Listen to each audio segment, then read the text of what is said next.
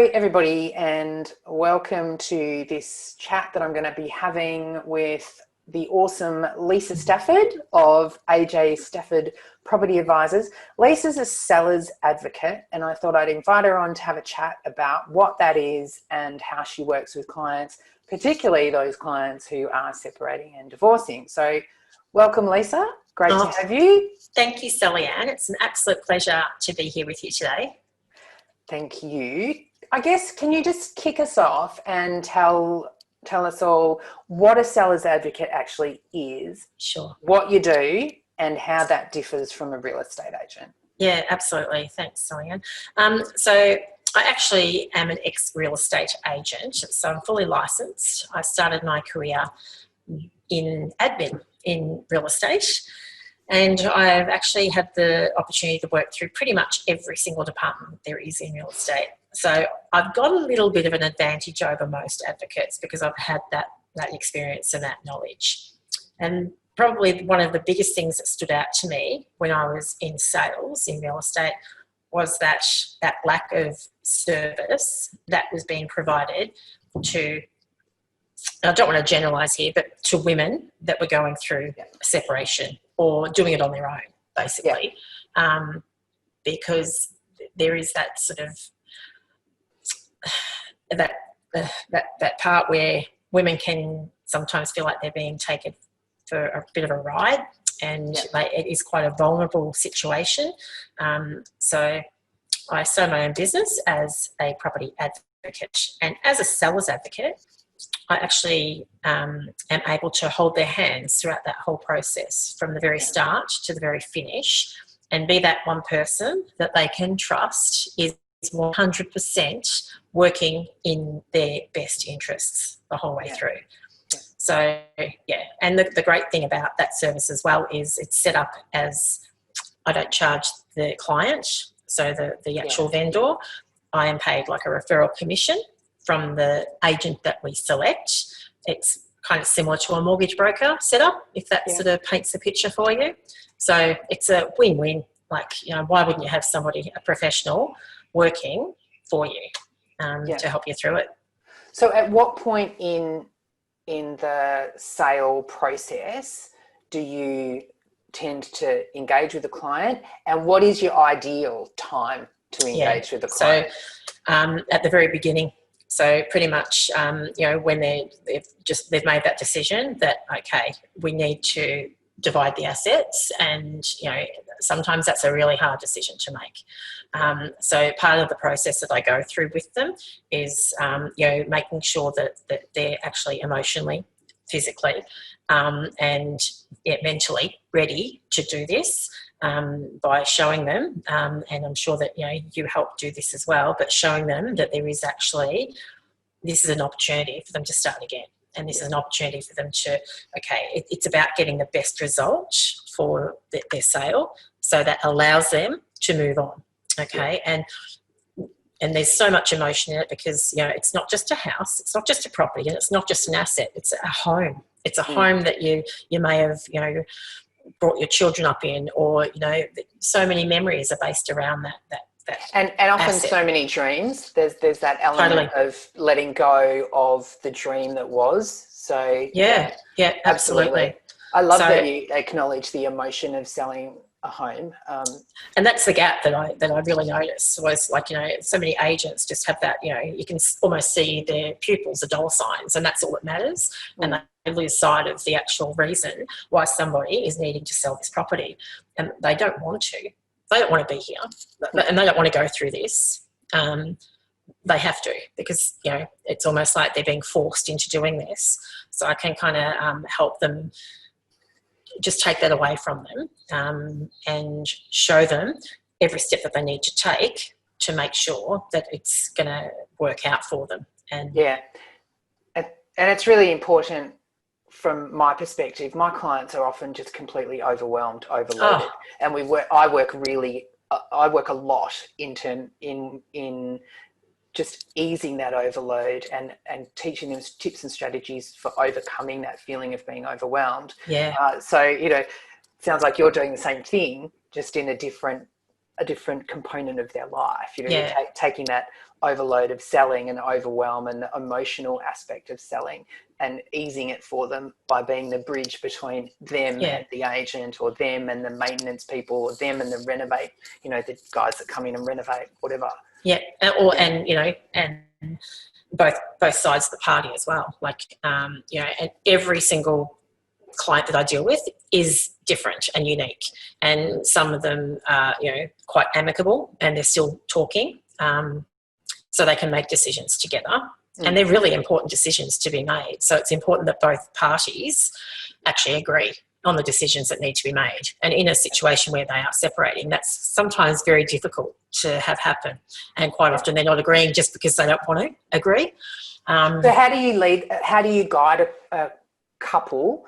Yep. Because you engage with both clients, both Yes. both Yep. both members of the couple, do you? Yeah. So, and I think it's really, really important for them both to understand that, whilst I'm not a psychiatrist, or I'm not, a legal representation at all, my job is pure and simple to help them achieve the best possible outcome for their property and have it sold in a timely manner so that it will allow them to move on. So that's my key position, and I will give them recommendations on what I believe will allow that to happen. Yeah. But all decisions are theirs to be made.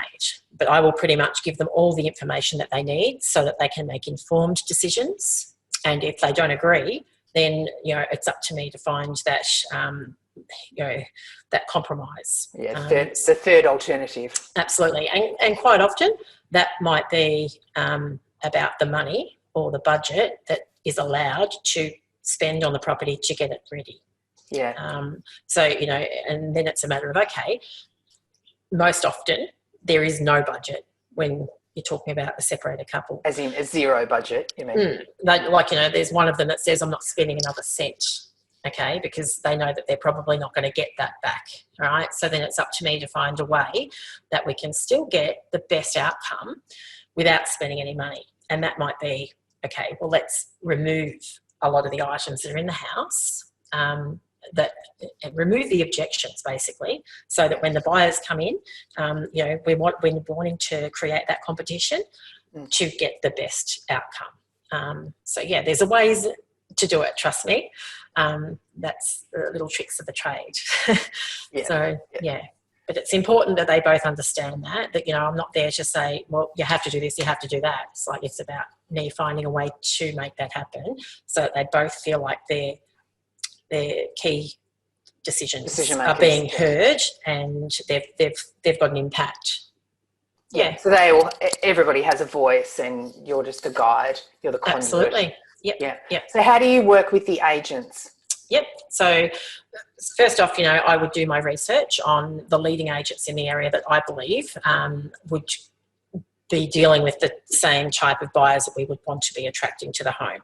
So there's no point in getting a real estate agent that's great at selling apartments when you've got a 4-bedroom house on a 800 block of land. So it's about doing the research, and obviously because I've got that knowledge of how the real estate industry works, I lean on that, and then it's a matter of getting probably shortlisting 2 to 3 agents at the very most, and then I would do the interview process either alongside of the clients or on behalf of the clients. So, and again, that's just something I tailor. Some people want to be included and be part of it, and some people don't want anything to do with it.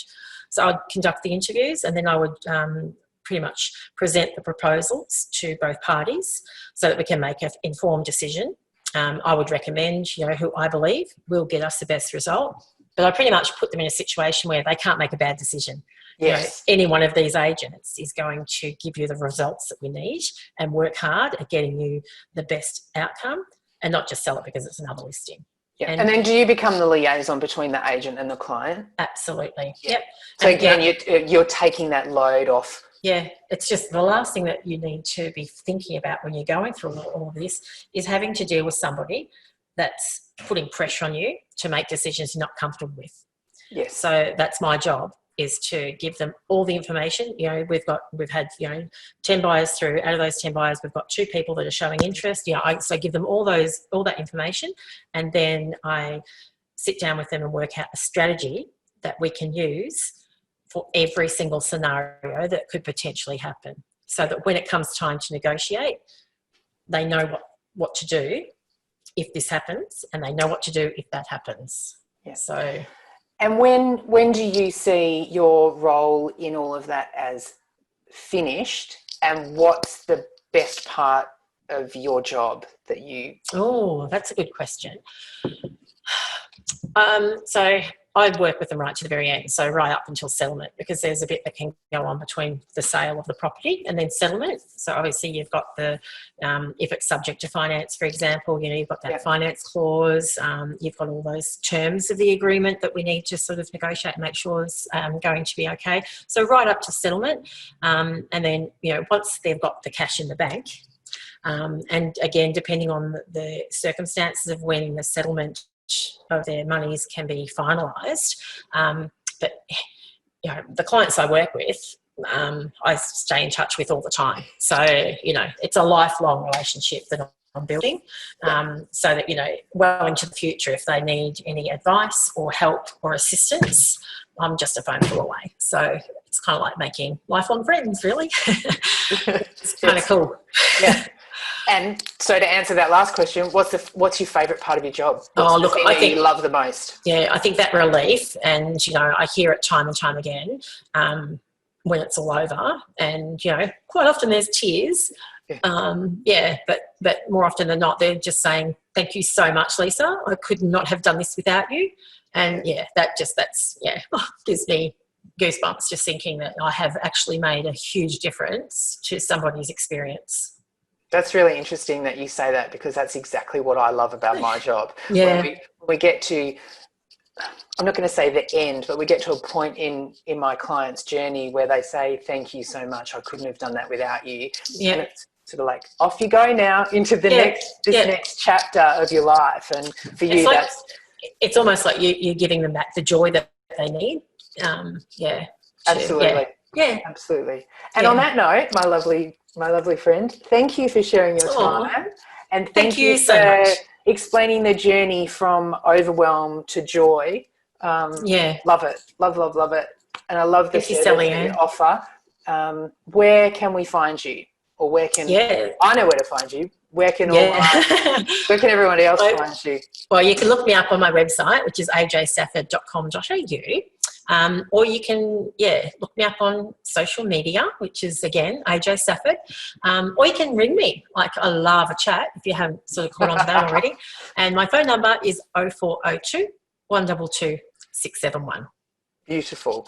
Thank you again for your time. Great to chat as always. Yeah, thank you. It's been an absolute pleasure, Sallyanne. You're very welcome. Bye. Bye.